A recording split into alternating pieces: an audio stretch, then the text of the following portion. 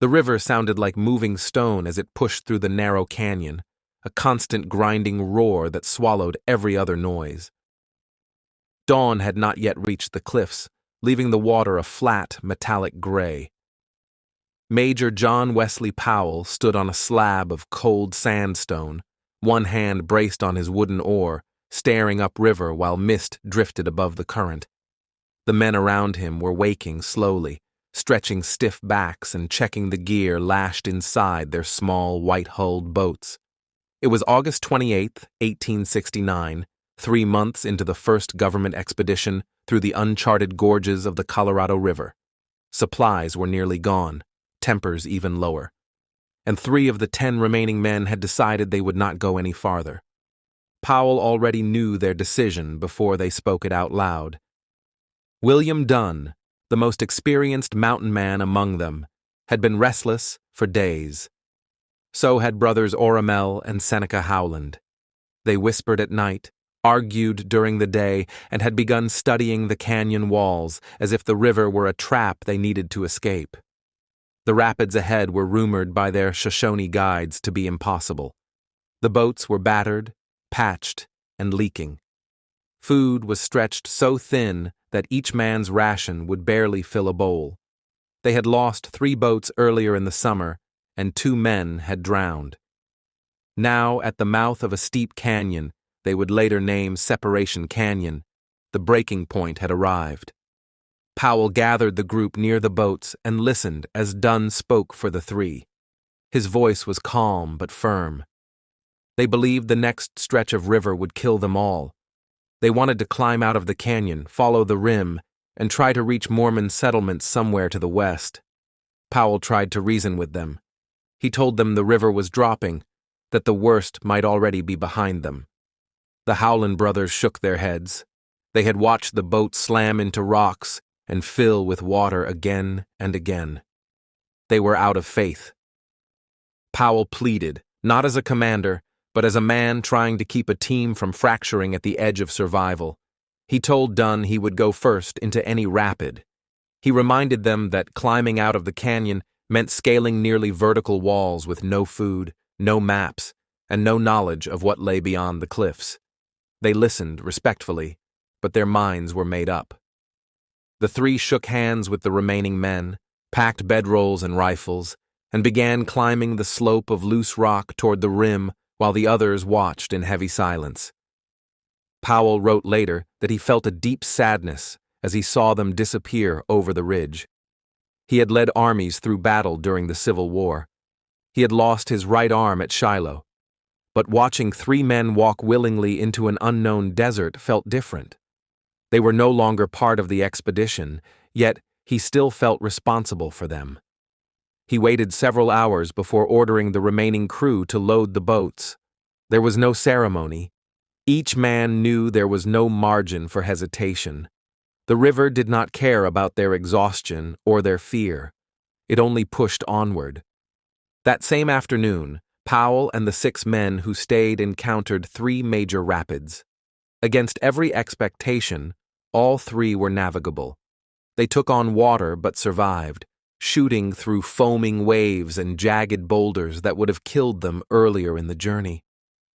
And then, almost as if the canyon itself had relented, the river calmed.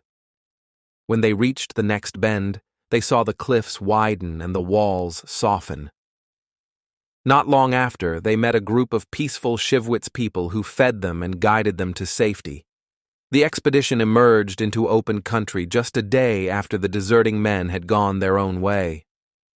What happened to Dunn and the Howland brothers would become one of the enduring mysteries of Western exploration.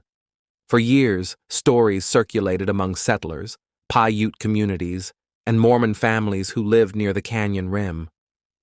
One account said that the 3 men wandered into a Paiute camp where a recent conflict with settlers had left tensions running dangerously high. Mistaken for enemies, they were killed. Another version said they made it to Mormon territory but were suspected of being federal agents and shot by an isolated ranching family. Still another theory held that they reached safety but were killed by bandits while traveling north.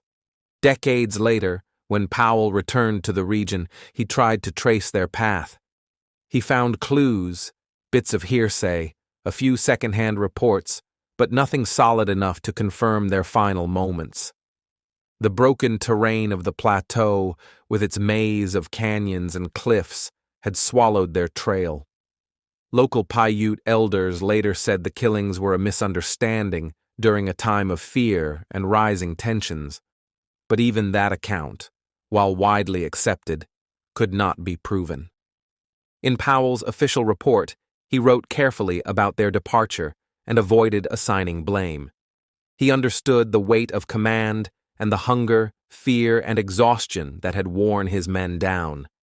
He regretted their decision, but never condemned it. To him, they were not deserters. They were men who made a choice in impossible conditions. The river had tested every one of them in different ways. Dunn and the Howlands had simply reached their limit before the rest. For historians, the loss of those 3 men has always cast a shadow over the triumph of the expedition. Powell's team became the first to navigate the full length of the Grand Canyon, a feat that reshaped American understanding of the West. But every success carried the memory of those who did not make it to the end. When Powell looked back on the journey years later, he still remembered the moment they climbed away from the river, their figures shrinking against the canyon wall, the silence that followed, and the ache of not knowing where their path had led. Today, visitors stand at the rim of Separation Canyon and stare down at a landscape that looks almost unchanged from the one Powell saw. The cliffs are sheer. The desert stretches in every direction. The river coils through the chasm with the same grinding force it had in 1869.